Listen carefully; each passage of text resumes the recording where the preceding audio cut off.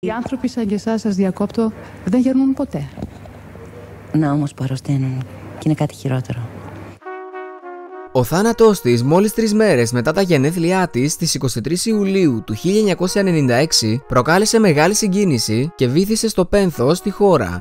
Η Αλίκη Βουγιουκλάκη, το πιο λαμπρό αστέρι του ελληνικού κινηματογράφου, έσβησε, νικημένη από τον καρκίνο. Πώς πέρασε όμως η Αλίκη τους τελευταίους μήνες της ζωής της παλεύοντας με την ασθένεια? Καλώς ήρθατε στο Top 10 Greece και σε αυτό το βίντεο θα ρίξουμε μία ματιά στο τραγικό τέλος της Αλίκης Βουγιουκλάκη. Πριν προχωρήσουμε στο βίντεο, σιγουρευτείτε ότι έχετε κάνει εγγραφή στο κανάλι πατώντας και το καμπανάκι για να μην χάνετε κανένα από τα επόμενα. Θεσσαλονίκη 1996.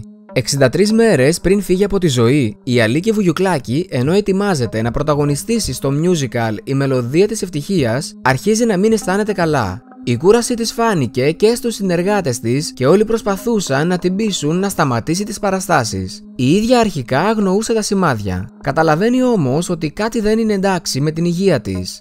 Μετά από εξετάσεις στη Θεσσαλονίκη, παίρνει την απόφαση να γυρίσει στην Αθήνα να κάνει ακόμη πιο αναλυτικές εξετάσεις. Στις 28 Απριλίου, ημέρα Κυριακή, δόθηκε η τελευταία παράσταση της Μελωδίας της Ευτυχίας στη Θεσσαλονίκη. Οι παραστάσεις διακόπηκαν εσπευσμένα, καθώς η Αλίκη υπέφερε από έντονους πόνους και υψηλό πυρετό. Μάλιστα στο τέλος της παράστασης, η ηθοποιός απευθύνθηκε στους θεατές που είχαν κατακλείσει το θέατρο και τους εξομολογήθηκε το πρόβλημα της υγείας της, όσα δηλαδή γνώριζε και η ίδια μέχρι τότε. Απόψε είναι η τελευταία παράσταση και είμαστε όλοι λίγο συγκινημένοι. Με αυτά τα παιδιά εδώ δεθήκαμε πολύ. Τους έδωσα μια υπόσχεση. Όταν μπορέσω, όταν γίνω καλά, θα ξανάρθω εδώ και θα τραγουδήσουμε όλοι μαζί. Χαριτολογώντας αναφέρθηκε στις ιατρικές εξετάσεις τις οποίες είχε υποβληθεί λίγες μέρες νωρίτερα και οι οποίες είχαν δείξει, όπως είπε η ίδια, ότι είμαι πολύ κουρασμένη και λίγο η βίδα μου είναι πειραγμένη. Ενώ αναφέρθηκε συγκινημένη και στην αγάπη του κοινού, την οποία χαρακτήρισε όπλο που χρειάζομαι περισσότερο από κάθε άλλη φορά. Ήταν η τελευταία φορά που η Αλίκη Βουγιουκλάκη ανέβηκε στο θεατρικό σανίδι. Στις 7 Μαΐου η Αλίκη Βουγιουκλάκη, συνοδευόμενη από τον Κώστα Σπυρόπουλο, τον αδερφό της Αντώνη, την πιστή της φίλη συνεργάτιδα και αμπηγές Νότα Κονοπίση και τον προσωπικό της γιατρό, ειδικό στο πάγκρεας, υποβλήθηκε σε ιατρικές εξετάσεις στο Μόναχο στο γιατρό Μέιναρτ Κλάσεν. Το ίδιο βράδυ, οι πρώτες διαρροές από το περιβάλλον της ηθοποιού έκαναν λόγο για θετικά αποτελέσματα και μεγαλοποίηση από την τηλεόραση ενός μικρού προβλήματος υγείας που ξεκίνησε με μια οξεία βροχίτιδα και υψηλό πυρετό. Ωστόσο, στις 8 Μαΐου, ο δεύτερος κλινικοεργαστηριακός έλεγχος έδειξε πρόβλημα στο ύπαρ που όμως φαινόταν αρχικά αντιμετωπίσιμο.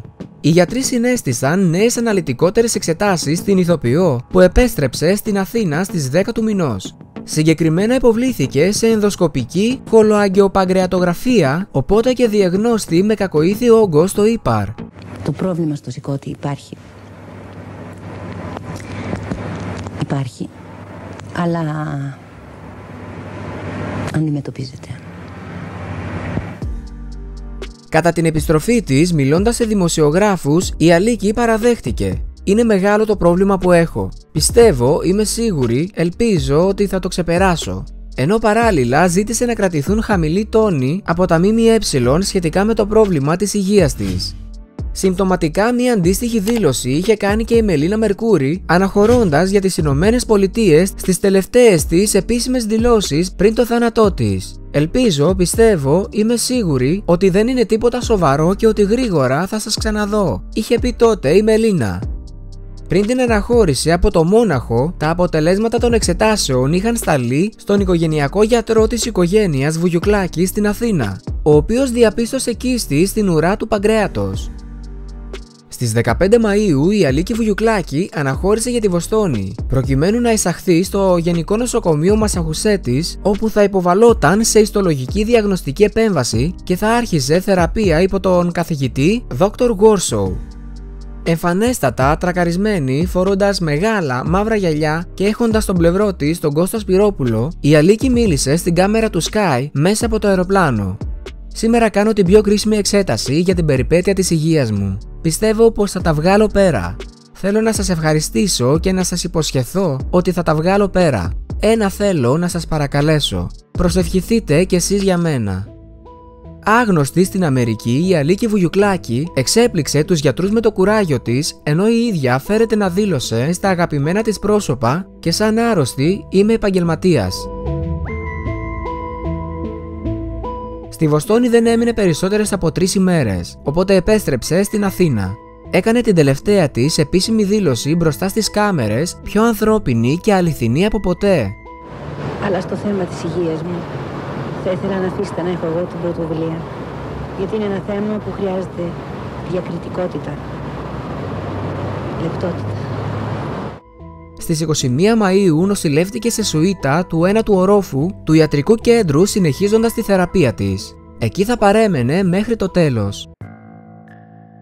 18 Ιουλίου. Ύστερα από 3 μήνες που η κατάσταση της υγείας της παρέμενε σε γενικές γραμμές σταθερή, σημειώθηκε ραγδαία επιδείνωση. Η Αλίκη έπεσε σε λίθαργο και ξύπνησε κατά τις 11 το πρωί. 20 Ιουλίου.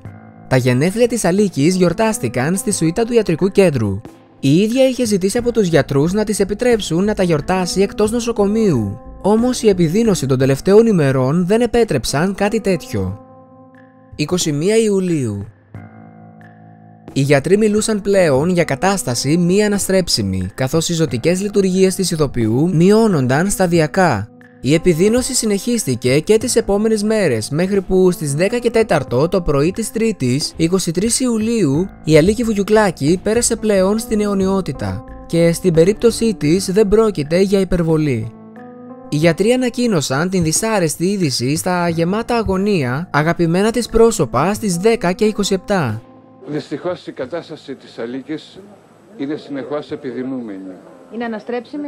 Όχι. Ήταν όλοι εκεί, από τον Κώστα Σπυρόπουλο, σύντροφός της εκείνη την περίοδο, μέχρι τον Δημήτρη Παπαμιχαήλ που έσφιξε το χέρι του Κώστα Σπυρόπουλου και τον παρηγόρησε, το Λάκη Λαζόπουλο, τη Ζωή Λάσκαρη με τον Αλέξανδρο Λικουρέζο, την Ινέτα Λεμπέση, στενή φίλη της Αλίκης, και φυσικά ο γιος της Γιάννης, η μητέρα και τα αδέρφια της. Στις 3 το μεσημέρι, η σωρός της Αλίκης, ντυμένη και περιποιημένη σαν το λαμπρό αστέρι που ήταν πάντοτε, πέρασε έξω από το θέατρο Αλίκη, όπου είχε μαζευτεί πλήθος κόσμου, από συναδέλφους μέχρι θαυμαστές που έτρεξαν να αποχαιρετήσουν την αγαπημένη τους ηθοποιό στο δεύτερο σπίτι της, στο θέατρο όπου έπαιξε πολλές από τις μεγάλες της επιτυχίες.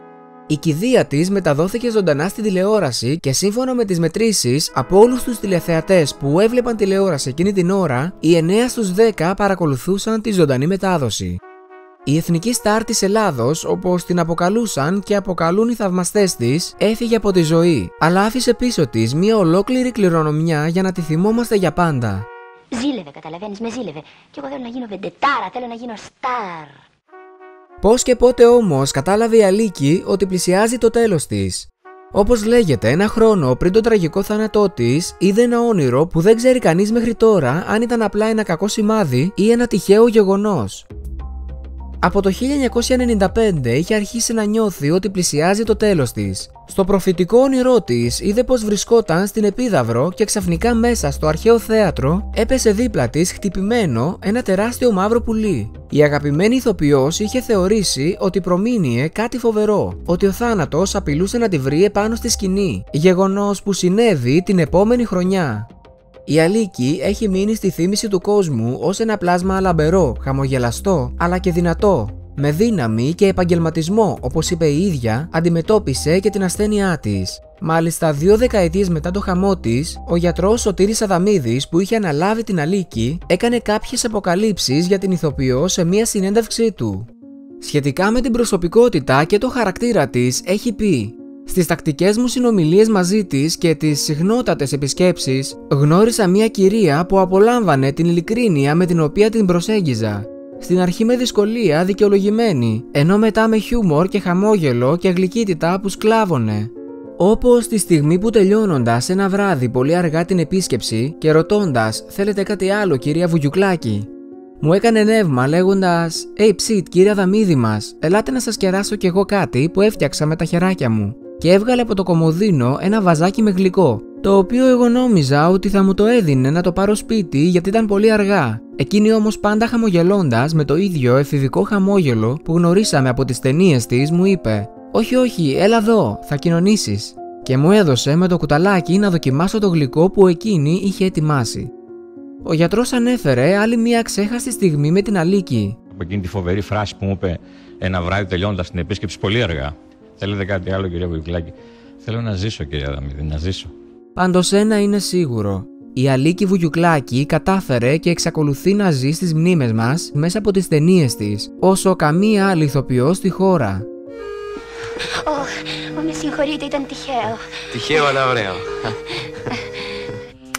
Πώς σας φάνηκαν όλα όσα ακούσατε στο βίντεο? Γιατί πιστεύετε άραγε ότι έπρεπε να φύγει τόσο νωρίς η Αλίκη Βουγιουκλάκη? Πείτε μας την άποψή σας παρακάτω στα σχόλια. Κάντε like στο βίντεο αν σας άρεσε και εγγραφή στο κανάλι για ακόμη περισσότερα.